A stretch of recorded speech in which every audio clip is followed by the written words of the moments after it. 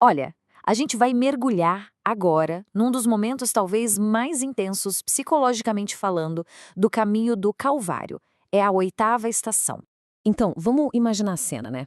Estamos ali na estrada para a crucificação, Jesus está exausto, carregando a cruz, e aí, no meio desse caminho, ele encontra um grupo de mulheres de Jerusalém e elas estão chorando por ele. Só que a reação dele é totalmente inesperada. Em vez de, sei lá, aceitar aquele consolo, ele vira e fala algo que soa forte, quase duro, sabe? E aí entra a grande questão que vai guiar toda a nossa conversa aqui. Por quê? Porque alguém, no meio de tanto sofrimento, simplesmente rejeitaria um gesto de compaixão. Bom, para a gente entender essa atitude, a chave está na análise do cardeal Joseph Ratzinger. Ele olhou para essa cena e diagnosticou um problema espiritual bem específico. O que Ratzinger identifica aqui é o que ele chama de piedade puramente sentimental. Sabe aquela compaixão que se esgota no sentimento? Aquela emoção que até dá um certo consolo para quem está sentindo, mas que no fim das contas não muda nada na prática?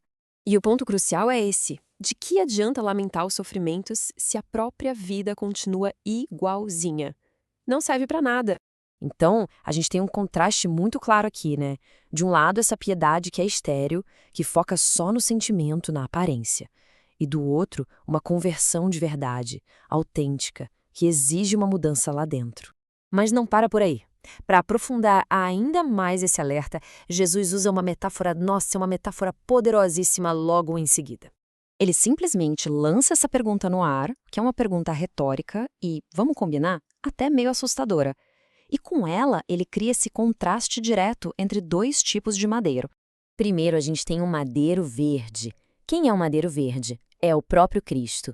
Inocente, cheio de vida, cheio da seiva da graça divina. E aí, em total contraste, vem o madeiro seco.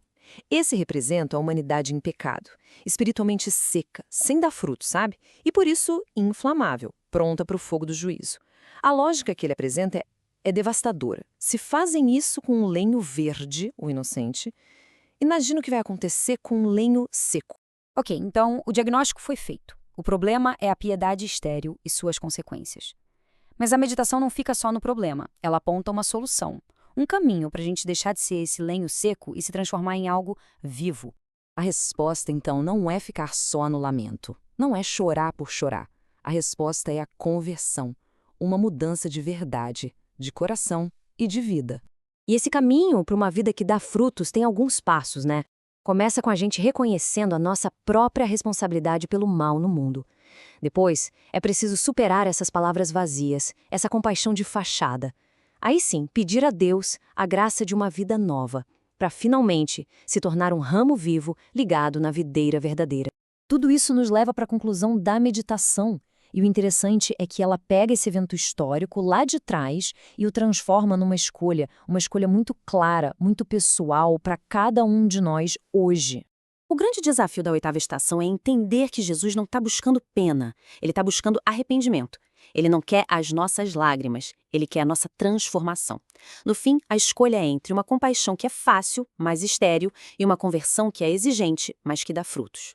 Então, no fim das contas, a questão não é o que a gente sente por ele, não é sobre a emoção do momento.